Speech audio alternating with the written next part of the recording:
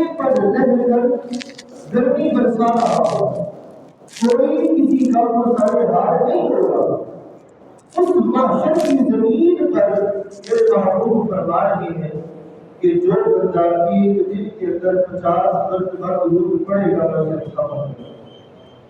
اگر بندہ فجر وقتہ نماز کا پابند ہو، فجر پڑھنے آئے 10 مرتبہ درود پڑھے، ظہر پڑھنے آئے 10 مرتبہ درود پڑھے، عصر پڑھنے آئے 10 مرتبہ درود پڑھے، عشاء پڑھے 10 مرتبہ درود پڑھے، حتیٰ کہ رب بھی راضی اور رب کا رسول بھی راضی۔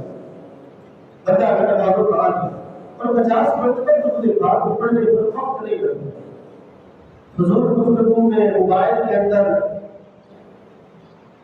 حضور گفتگو کے اندر ہوٹلوں پر بیٹھ کر کھانے کے نام پر گھنٹوں بندے لگ جاتے، پتہ بھی نہیں چلتا۔ ویسے بھی ہماری بدعمالیوں کی وجہ سے وقت کے اندر سے رب نے برکت اٹھا لی ہے، پتہ نہیں چلتا وقت کیسے گزر جاتا ہے۔ جمعہ پڑھ کے جاتی ہے پھر جمعہ آ جاتا ہے، مہینوں کا پتہ نہیں چلتا، سالوں کا پتہ نہیں چلتا، یہ کیسے گزر گئے؟ انسان کو اپنی ماضی کی زندگی خواب و خیال لگتا ہے کہ دوسری زندگی میں نے گزار دی۔ ہمیں چاہیے کہ نبی پاک صاحب علیہ السلام کی ذات میں درود پاک پڑھنا اپنی زندگی کا معمول بنائے۔ آقا علیہ السلام کی ذات کو یاد کریں، اللہ پاک کی بارگاہ میں دعا ہے مالک ہمیں کثرت سے درود پاک پڑھنے کی توفیق عطا فرمائے۔ قرآن مجید قرآن رشید سورہ مائدہ آیت نمبر 88 میں خطبے میں تلاوت کرنے کی سعادت حاصل کی۔ دین اسلام کے اندر نبی پاک صلی اللہ علیہ وسلم کی تعلیمات کے اندر حلال کمانے اور حلال کھانے کی اہمیت کو بہت زیادہ بیان کیا گیا ہے۔ یہاں تک علماء نے لکھا کہ انسان کی ترقی اور تنزلی کا ایک بہت بڑا سبب جو ہے وہ رزق حلال ہے۔ اگر کوئی بندہ رزق حلال کھاتا ہے، اللہ تبارک و تعالیٰ اس رزق کی وجہ سے بندے کے دل کو منور کر دیتا ہے، عبادت کا بندے کو ذوق نصیب ہوتا ہے، اور اس طرح جب وہ بندہ رب کے قریب ہوتا ہے اللہ تبارک و تعالیٰ اس بندے کو ترقی عطا فرما دیتا ہے۔ لیکن اگر بندہ رزق کے حرام کی طرف اپنے آپ کو بڑھاتا ہے، حرام کھاتا ہے، اس کا سب سے پہلا بڑا اثر بندے کے دل پر ہوتا ہے، اللہ اس کے دل کو سیاہ فرما دیتا ہے۔ جب بندے کا دل سیاہ ہو گیا وہ بندہ رب کی عبادت سے دور ہو جاتا ہے۔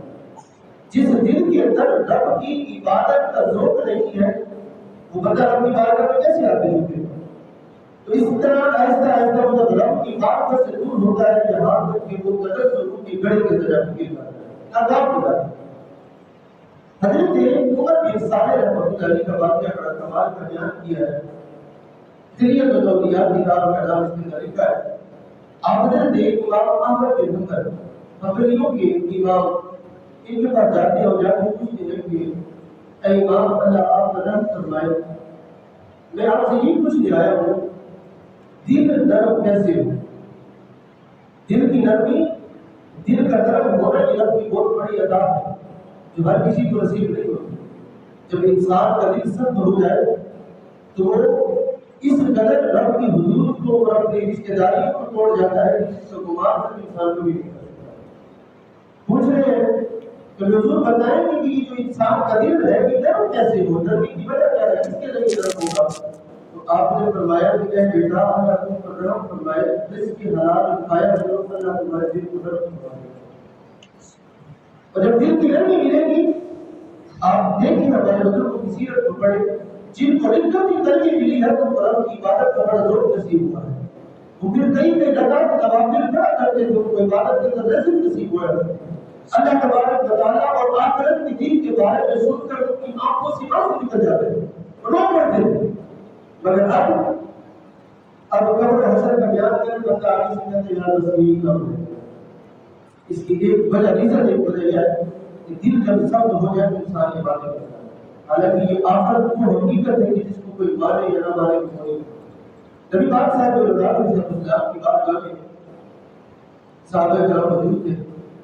آقا صلی اللہ علیہ وسلم نے قرآن مجید کی تلاوت صحابہ کے سامنے کی، یا ایھا الذین آمنوا کلوا من طیبات ما رزقناکم، اے ایمان والو ہم نے جو تمہیں ستھری چیزیں دی ہیں، پاکیزہ رزق دیا ہے، اس پہ سکھاؤ۔